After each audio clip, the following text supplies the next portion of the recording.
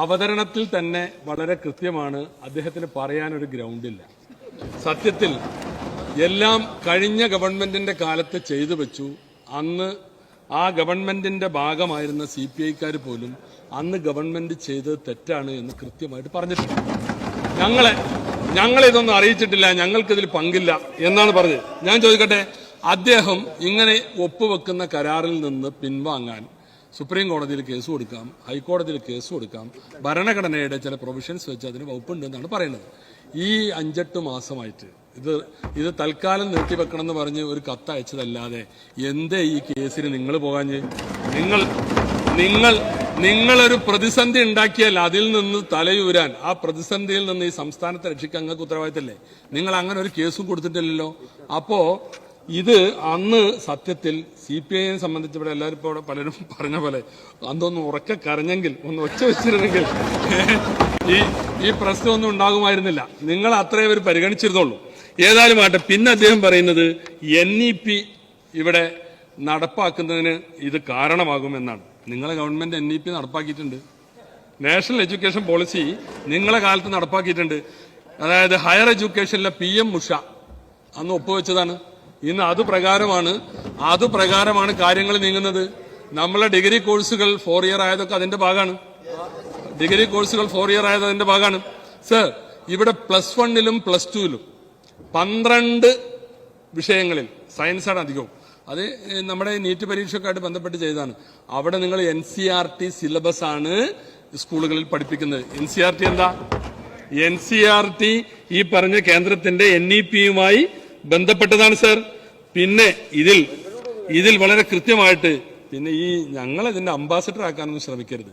ഞങ്ങളുടെ രാഷ്ട്രീയം വളരെ കൃത്യമാണ്. ഈ സംഘപരിവാർ അജണ്ടകൾക്കെതിരെ എന്നും ഞങ്ങൾ നിലപാടെടുക്കും, ഇനിയെടുക്കും, ഇതിനു മുമ്പും എടുത്തിട്ടുണ്ട്. സർ, ഒരു വിവാദം ഉണ്ടായത് ഞാൻ ഒന്ന് ഓർമ്മിപ്പിക്കുകയാണ്. കണ്ണൂർ സർവകലാശാലയിൽ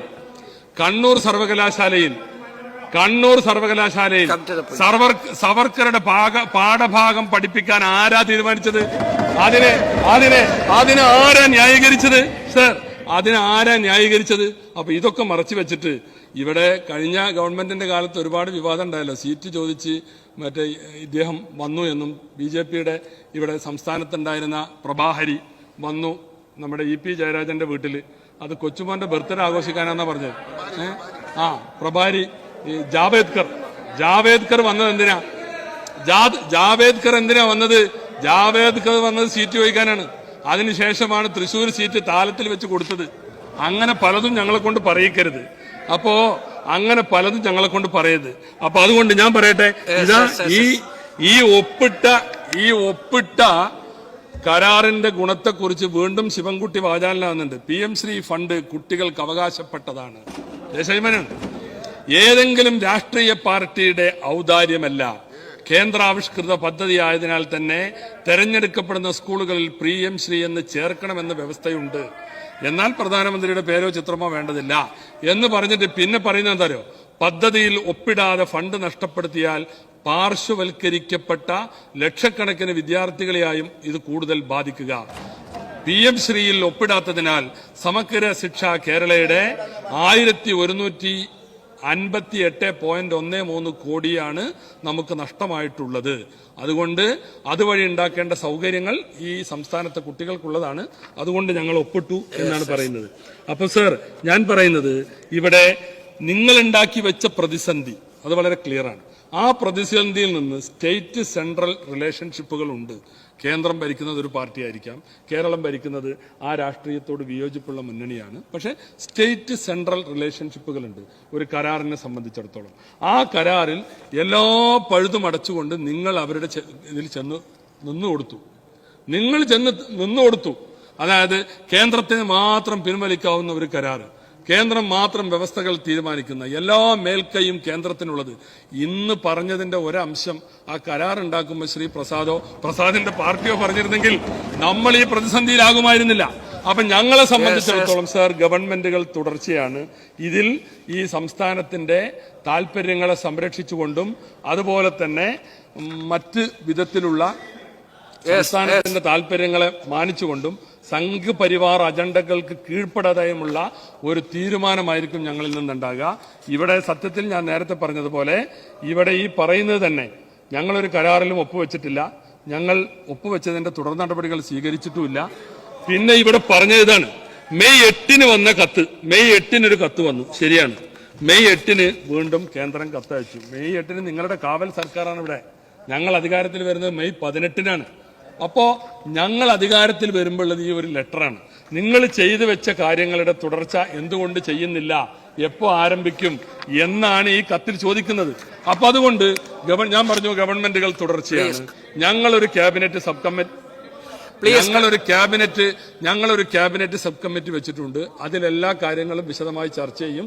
സംസ്ഥാനത്തിന്റെ താല്പര്യം മുൻനിർത്തിക്കൊണ്ട് മാത്രം സംഘപരിവാർ അജണ്ടകൾക്ക് കീഴടങ്ങാത്ത നടപടികളെ ഞങ്ങളുടെ ഭാഗത്തുണ്ടാകൂ. അതിൽ യാതൊരു സംശയവുമില്ല. അതുകൊണ്ട് ഇത് ചർച്ച ചെയ്യാൻ സഭ നിർത്തിവെക്കേണ്ടതില്ല. ഒന്ന് ഒച്ച വെച്ചിരുന്നെങ്കിൽ, ഒന്ന് ശബ്ദമുണ്ടാക്കിയിരുന്നെങ്കിൽ വളരെ കൃത്യമായിട്ട് PM ശ്രീയുമായി ബന്ധപ്പെട്ട് എന്താണ്, എങ്ങനെയാണ് മുന്നോട്ട് പോകാൻ പോകുന്നത് എന്നതിനെക്കുറിച്ച് വളരെ കൃത്യമായിട്ട് പറഞ്ഞു വെക്കുന്നുണ്ട് വിദ്യാഭ്യാസ മന്ത്രി N. ഷംസുദ്ദീൻ മാത്രമല്ല കേട്ടോ, വളരെ കൃത്യമായിട്ട് കരണം പുകച്ചുള്ള അടി ബഹുമാനപ്പെട്ട മുഖ്യമന്ത്രി VD സതീശനും കൊടുത്തിട്ടുണ്ട് ഇന്ന് സഭയിൽ. ഈ സമയത്തിൻ്റെ ഒരു ദൈർഘ്യം മൂലം ഞാനത് കാണിക്കുന്നില്ല എന്നുള്ളൂ. വളരെ കൃത്യമായി എന്താണ് ഇതിൻ്റെ നിയമവശമെന്നും എന്താണ് രാഷ്ട്രീയ നിലപാട് എന്നും ഷംസുദ്ദീൻ പറഞ്ഞു വെക്കുന്നുണ്ട്. പിന്നെ ഈ പറയുന്ന മറ്റൊരു കാര്യം കൂടി ഉണ്ട് കേട്ടോ. നമ്മുടെ നാട്ടിൽ ഓൾറെഡി ഈ പറയുന്ന PM ശ്രീ എന്ന് പറയുന്നത് ഈ പറയുന്ന പ്രൈമറി വിദ്യാഭ്യാസ മേഖലയിലെ ഒരു കരാറാണെങ്കിൽ, സ്കൂൾ തലത്തിലുള്ള ഒരു കരാറാണെങ്കിൽ, കോളേജ് തലങ്ങളിൽ PM ഉഷ എന്ന് പറയുന്ന ഒരു കരാറ് ഒപ്പുവെച്ച് നടപ്പിലാക്കി കഴിഞ്ഞു നമ്മുടെ രാജ്യത്ത്, നമ്മുടെ കേരളത്തിൽ വിദ്യാഭ്യാസ മേഖലയിൽ. അപ്പം നമ്മൾ ഈ PM ശ്രീയെ കുറിച്ച് മാത്രം എന്തോ സംഭവമാണെന്ന് പറഞ്ഞുകൊണ്ട് നടക്കണ്ട, അതും സംഭവം തന്നെയാണ്. അതോടൊപ്പം ഓൾറെഡി നടപ്പിലാക്കി പ്രാവർത്തികമായി മുന്നോട്ട് പോയിക്കൊണ്ടിരിക്കുന്ന ഒരു കരാറ് അപ്പുറത്തുണ്ട്, PM ഉഷ. വളരെ കൃത്യമായിട്ട് മനസ്സിലായില്ലേ? ആരാ നടപ്പിലാക്കിയത്? പിണറായി വിജയൻ. ഞാൻ പറഞ്ഞില്ലേ, ഈ കാര്യത്തിൽ പിണറായി വിജയന് വളരെ കൃത്യമായി ബ്ലാക്ക് മെയിൽ ചെയ്ത് തന്നെയാണ് പിണറായി വിജയനെ ഈ കരാറിൽ ഒപ്പുവെപ്പിച്ചിരിക്കുന്നത്. അത് പിണറായി വിജയനെ കൊണ്ട് ബ്ലാക്ക് മെയിൽ ചെയ്ത് പിണറായി വിജയനെ കൊണ്ട് ഒപ്പുവെപ്പിക്കാനുണ്ടായ കാരണം കേന്ദ്ര സർക്കാരിന് നല്ല ഉറപ്പായിരുന്നു. കാരണം ഈ പിണറായി വിജയന്റെ കാലാവധി തീരാൻ പോവുക, മൂന്നാമത് വരില്ല എന്നുള്ളത് കേന്ദ്ര സർക്കാരിന് ഉറപ്പാ. ആ മൂന്നാമത് വരില്ല എന്ന് ഉറപ്പുള്ളത് കൊണ്ട് അടുത്ത മുഖ്യമന്ത്രിയെ ഇതുപോലെ ബ്ലാക്ക് മെയിൽ ചെയ്യാൻ കഴിയില്ല എന്ന് ഉറപ്പുള്ളത് കൊണ്ടും പിണറായി വിജയനെ ബ്ലാക്ക് മെയിൽ ചെയ്തിട്ടാണ് ഈ കരാറിൽ ഒപ്പിട്ടിരിക്കുന്നത്. കാരണം ഇതിൽ ഒരാൾ ഒപ്പിട്ടാൽ പിന്നീട് അങ്ങോട്ട് അതിൽ നിന്ന് പിന്മാറുക എന്ന് പറയുന്നത് വലിയ ബുദ്ധിമുട്ടുള്ള കാര്യമാണ്. മനസ്സിലായില്ലേ? അപ്പോൾ അതുകൊണ്ട് തന്നെയാണ് ഇത്തരത്തിൽ ഈ പറയുന്ന കരാറിൽ പിണറായി വിജയനെ മാത്രമേ ഇത് ഒപ്പിടുകയാണെങ്കിൽ പിണറായി വിജയൻ മാത്രമേ ഇടുള്ളൂ, മറ്റൊരാളും ഇതിൽ ഒപ്പിടൂല എന്നുള്ളത്. അതുകൊണ്ട് തന്നെയാണ് പിണറായി വിജയൻ കത്തെഴുതിയപ്പോൾ ഞങ്ങൾ ഈ കരാറിനില്ല, നിങ്ങൾ എന്താ വെച്ചാൽ ചെയ്യ്, ഇത് അവസാനിപ്പിക്കുകയാണ് എന്ന് പറയുന്നതിന് പകരം ടെമ്പററി സസ്പെൻഡ് ചെയ്യണമെന്നുള്ള കെപ്ഷൻ അബയൻസ് എന്നുള്ള വാക്ക് ഉപയോഗിച്ചുകൊണ്ട് വളരെ കൃത്യമായി അവിടെയും ഇവിടെയും തൊടാതെയുള്ള കത്തയച്ചത്. മനസ്സിലായില്ലേ? ഇതിലൊരു കാര്യം വ്യക്തമാ, ഇത് പിണറായി വിജയനും ഈ കാര്യത്തിൽ രണ്ടെണ്ണം ഉണ്ടായിരുന്നു. ഒന്ന് ബ്ലാക്ക് മെയിൽ ചെയ്യിച്ച് ഭീഷണിപ്പെടുത്തി പേടിപ്പിച്ച് ഭയപ്പെടുത്തി ഒപ്പിടിച്ചതാണല്ലോ. അപ്പൊ പിണറായി വിജയനും മനസ്സിൽ കരുതി, ഒപ്പിട്ടാലും നമ്മുടെ മുന്നിൽ ഇത് കുറച്ച് ദിവസമേ ഉള്ളൂ, ആ കുറച്ച് ദിവസമുള്ളതുകൊണ്ട് നമുക്കിതിൽ വലിയ റോളൊന്നുമില്ല, അതുകൊണ്ട് ഒപ്പിട്ടാലോ അടുത്ത വരുന്ന ആളുകൾക്ക് നല്ല ഒരു 8ന്റെ പണി കൊടുക്കാം എന്നുള്ളത് തന്നെയായിരുന്നു ഈ വിഷയത്തിൽ PM ശ്രീയുമായി ബന്ധപ്പെട്ട് പിണറായി വിജയന്റെ നിലപാടെന്ന് പറയുന്നത്. മനസ്സിലായില്ലേ? അതല്ലാതെ കേരളത്തിൻ്റെ ഈ വിദ്യാഭ്യാസ മേഖലയെ RSS ഹിന്ദുത്വവൽക്കരിക്കുന്നു, ഹിന്ദുത്വ അജണ്ടയാണ്, കാവ്യവൽക്കരണമാണ്, ഇതൊന്നല്ല. പിണറായി വിജയനെ സംബന്ധിച്ച് ഇതൊന്നും ഒരു വിഷയമല്ല.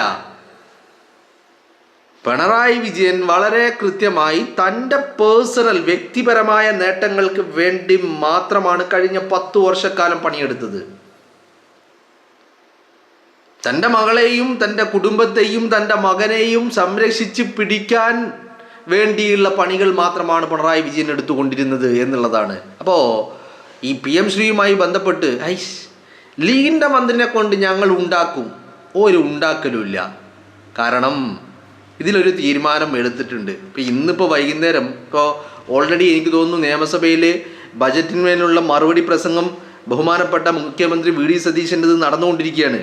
രാവിലെ കൊടുക്കാനുള്ള മറുപടിയൊക്കെ കൊടുത്ത് നല്ല അളന്ന് മുറിച്ച് അണ്ണാക്ക് നിറയെ കൊടുത്തിട്ടാണ് മുഖ്യമന്ത്രി ഇരുന്നിട്ടുള്ളത്. ഇപ്പോൾ വൈകുന്നേരം ഇതുമായി ബന്ധപ്പെട്ട് അദ്ദേഹം വളരെ കൃത്യമായിട്ട് ഈ പറയുന്ന മറുപടി പ്രസംഗം നടത്തിക്കൊണ്ടിരിക്കുകയാണ്. ഇപ്പം ഇന്ന് വൈകുന്നേരം തന്നെ ഈ പറയുന്ന PM ശ്രീയുടെ ഉപസമിതി, മന്ത്രിസഭാ ഉപസമിതി ഇതുമായി ബന്ധപ്പെട്ട യോഗം ചേരുന്നുണ്ട്. വളരെ കൃത്യമായി ഞാൻ പറയുന്നു, ബഹുമാനപ്പെട്ട വിദ്യാഭ്യാസ മന്ത്രി അഡ്വക്കേറ്റ് N ഷംസുദ്ദീൻ അതിൻ്റെ അധ്യക്ഷനാണ്. മുസ്ലിം ലീഗിൻ്റെ മന്ത്രി വിദ്യാഭ്യാസ വകുപ്പിൽ ഇരിക്കുന്നുണ്ടെങ്കിൽ വളരെ കൃത്യമായിട്ട് ഈ പദ്ധതിയിൽ വളരെ വളരെ കൃത്യമായ നിലപാടുകൾ മുസ്ലിം ലീഗിനുണ്ട് എന്നുള്ളതാണ്. മനസ്സിലായില്ലേ? ഇത് ഒരു കാര്യം നിങ്ങളൊന്ന് ആലോചിച്ച് നോക്ക്. ഇപ്പോൾ ഈ PM ശ്രീ, ഇപ്പോൾ പിണറായി വിജയൻ പറയുന്നു PM ശ്രീ എന്താ ഈ ഒപ്പിടാൻ പോകുമ്പോൾ പിണറായി വിജയൻ ഈ ബോധം ഉണ്ടായില്ലേ? വെരി സിമ്പിളാണല്ലോ. ഇപ്പം ഇതിൽ പിണറായി വിജയൻ ഒപ്പിട്ടത് കൊണ്ടാണല്ലോ ഇങ്ങനെ ഒരു ബുദ്ധിമുട്ടുണ്ടായത്. മാത്രമല്ല ഇപ്പോൾ ഈ കഴിഞ്ഞ മെയ് 8-ാം തീയതി ഒരു കത്ത് വന്നിരിക്കുകയാണ് കേന്ദ്ര ഗവൺമെൻറ്റിൻ്റെ. നിങ്ങൾ എന്താണ് ഈ പദ്ധതിയുമായിട്ട് നിങ്ങൾ അടുത്ത നീക്കിപ്പോക്കുകൾ ഒന്നും നടക്കുന്നില്ലല്ലോ, വേഗത്തിൽ വേണമെന്ന് പറഞ്ഞുകൊണ്ട്. അപ്പോൾ സ്വാഭാവികമായിട്ട് പിണറായി വിജയൻ ഇന്ന് നിയമസഭയിൽ ചോദിക്കുന്നുണ്ടോ നിങ്ങൾ എന്തിനാ ഇത് വീണ്ടും ചർച്ച ചെയ്യുന്നത് എന്ന്. പിന്നെ കത്ത് വന്നിരിക്കുകയാണ്, ചർച്ച ചെയ്യണ്ടേ? ഇത് ചർച്ച ചെയ്യണ്ടേ? ഇത് പിണറായി വിജയൻ ഉണ്ടാക്കി വെച്ച ഒരു ഊരാക്കുടുക്കല്ലേ. നിങ്ങളൊന്ന് ആലോചിച്ച് നോക്കൂ, ഈ ഒപ്പിട്ടില്ലായിരുന്നുവെങ്കിൽ കേരളം ഈ പദ്ധതിയുടെ ഭാഗമാകുന്നില്ല എന്ന് അന്ന് പിണറായി വിജയൻ തീരുമാനിച്ചിരുന്നെങ്കിൽ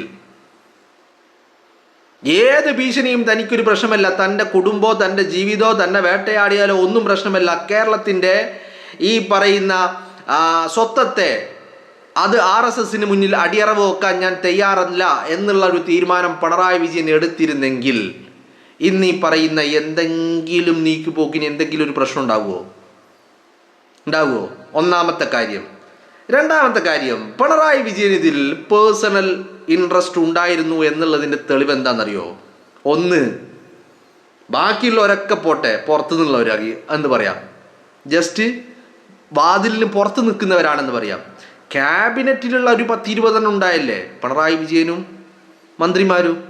ഈ ശിവൻകുട്ടിയും പിണറായി വിജയനും അല്ലാത്ത, ശിവൻകുട്ടി എന്നെ അറിഞ്ഞോ എന്നുള്ളത് എനിക്ക് സംശയമുണ്ട്. അപ്പോൾ അറിഞ്ഞു എന്നാണ് പറയുന്നത്, ആയിക്കോട്ടെ. എന്നാലും ക്യാബിനറ്റിലെ ഇത്രയും സുപ്രധാനമായ ഒരു തീരുമാനം RSS അജണ്ടയാണ്, ഹിന്ദുത്വവൽക്കരണമാണ്, കാവ്യവൽക്കരണമാണ് എന്നൊക്കെ ഇതിനെക്കുറിച്ച് പറഞ്ഞു നടന്ന ആളുകൾ ഇത് ഒപ്പിടാൻ പോകുമ്പോൾ ഈ ക്യാബിനറ്റിലുള്ള ബാക്കിയുള്ളവരോട് ഒരു വാക്ക് പറഞ്ഞിട്ടില്ല. എന്തേ അത് മറച്ചു വെച്ചത്? ഇനി ഒപ്പിട്ട് വന്നതിന് പിറ്റേ ദിവസം ചിന്തയിൽ ശിവൻകുട്ടിയുടെ ലേഖനം വരിക ഏതിനെതിരെ? ഈ പറയുന്ന PM ശ്രീക്കെതിരെ.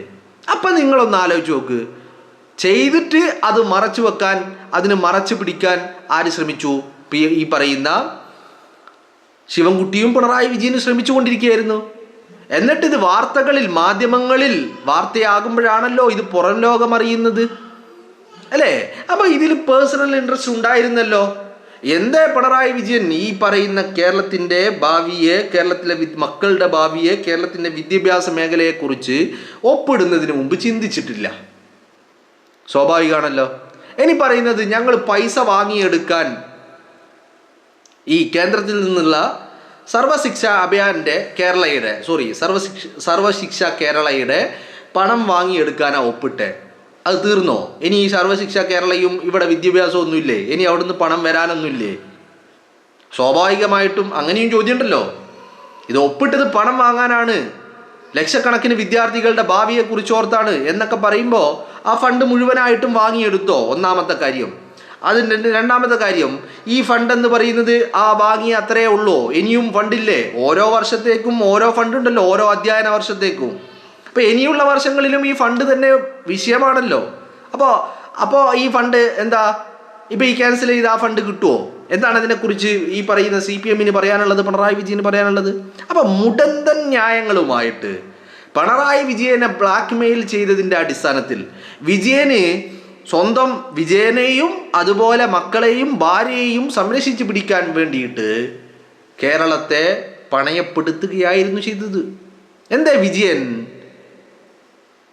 എനിക്ക് ഫണ്ട് വേണ്ട, ഫണ്ട് ഞാൻ അല്ലെങ്കിൽ കോടതിയിൽ പോയി വാങ്ങിക്കോളാം, എന്തേ ഈ പറയുന്ന കത്ത് അയച്ചപ്പോൾ ഞങ്ങൾ ഈ പരിപാടിക്കില്ല എന്ന് അറുത്ത് മുറിച്ച് പറയാൻ പിണറായി വിജയന് സാധിക്കാതിരുന്നത്? അങ്ങനെയുണ്ടല്ലോ ഒരു മാന്യത എന്ന് പറയുന്നത്. താൽക്കാലികമായി മരവിപ്പിക്കണം എന്നുള്ള ഒരു വാക്ക് എന്തിനു വേണ്ടി ഉപയോഗിച്ചു? എന്താ ഞങ്ങൾ ഈ പരിപാടിക്കില്ല എന്ന് തീർത്തങ്ങ് പറയാൻ സാധിക്കാതിരുന്നത് എന്തുകൊണ്ടാണ്? പിന്നെ ഈ പറയുന്ന കോടതിയും ബാക്കിയുള്ളതും ഒക്കെ പിണറായി വിജയൻ ഇരുന്നപ്പോൾ ഉണ്ടായിരുന്നല്ലോ. താൽക്കാലിക മരവിപ്പിക്കൽ എന്ന് മാത്രം പറഞ്ഞ് അവിടെ നിർത്തിയതല്ലേ. എന്തേ പിണറായി വിജയൻ കോടതിയിൽ പോകാതിരുന്നത്? കാരണം പിണറായി വിജയന് പോകാൻ കഴിയില്ലായിരുന്നു. കാരണം പിണറായി വിജയൻ ഒപ്പിട്ടതാ. മനസ്സിലായില്ലേ? വളരെ കൃത്യമായിട്ട് ഇതൊന്നല്ല, പിണറായി വിജയനെ ഒപ്പിടിയിച്ചതാണ്, ബ്ലാക്ക് മെയിൽ ചെയ്യിപ്പിച്ച് ഒപ്പിടിയിച്ചതാ. ഇപ്പം പിണറായി വിജയനും കരുതി എന്ത്, തനിക്കെന്തായാലും ഇനി കാലാവധി എത്രയേ ഉള്ളൂ, ഇതിൽ പെടാൻ പോകുന്നത് അടുത്ത വരുന്ന സർക്കാരാണ്. കേരളം എന്താകും എങ്ങനെയാകുന്നൊന്നും പിണറായി വിജയൻ കഴിഞ്ഞ 10 വർഷം ചിന്തിച്ചിട്ടില്ല. തനിക്ക് എന്തുണ്ടാകും എന്നത് മാത്രമേ ചിന്തിച്ചിട്ടുള്ളൂ. അതിനടിസ്ഥാനത്തിലായിരുന്നു പിണറായി വിജയൻ്റെ ഓരോ പ്രവർത്തനങ്ങളും എന്ന് പറയുന്നത്. മനസ്സിലായില്ലേ? PM ശ്രീ സംഭവത്തിൽ PM ശ്രീ എന്ന് പറയുന്നത് ഒരു വലിയ ഊരാക്കുടുക്കാണ്. ആ ഊരാക്കുടുക്ക് ഇതിപ്പോൾ നിങ്ങളൊരു കാര്യമായിരിക്കണം, ഈ ഊരാക്കുടുക്ക് ഉണ്ടാവാൻ കാരണം എന്താ? ഈ ഒപ്പിടലാണ്. മനസ്സിലായില്ലേ? ആ ഒപ്പിടലില്ലായിരുന്നുവെങ്കിൽ ഈ ഊരാക്കുടുക്ക് ഉണ്ടാകുമായിരുന്നോ? അപ്പോൾ വളരെ കൃത്യമായിട്ട് ഈ പറയുന്ന എല്ലാ ഇടങ്ങാറുകളും തലയിൽ കയറ്റി വെച്ചത് പിണറായി വിജയനാ അല്ലേ? പിണറായി വിജയൻ ആ ഒപ്പിട്ടില്ലായിരുന്നെങ്കിൽ ഇങ്ങനെ ഒരു ചർച്ചയോ ഒരു വിഷയമോ എന്തെങ്കിലും ഒന്നുണ്ടാകുമായിരുന്നോ? സ്വാഭാവികമായിട്ടും അല്ലേ? അപ്പോൾ കേരളത്തെ RSSന്റെ കാൽ കീഴിൽ പിണറായി വിജയൻ സ്വന്തം താല്പര്യങ്ങൾ സംരക്ഷിക്കാൻ വേണ്ടി, മകളെ സംരക്ഷിക്കാൻ വേണ്ടി, മകനെ സംരക്ഷിക്കാൻ വേണ്ടിയിട്ട് അടിയറവ് വെക്കുകയായിരുന്നു കേരളത്തിൻ്റെ മക്കളെ, കേരളത്തിൻ്റെ മക്കളുടെ ഭാവിയെ എന്നുള്ളതാ. താൻ ജന്മം നൽകിയ തൻ്റെ 2 മക്കളെ രക്ഷിക്കാൻ വേണ്ടി ലക്ഷക്കണക്കിന് വിദ്യാർത്ഥികളുടെ ഭാവിയെ പിണറായി വിജയൻ അടിയറവ് വെച്ചു എന്നുള്ളത് മാത്രമാണ് ഇതിൻ്റെ അടിസ്ഥാനം എന്ന് പറയുന്നത്.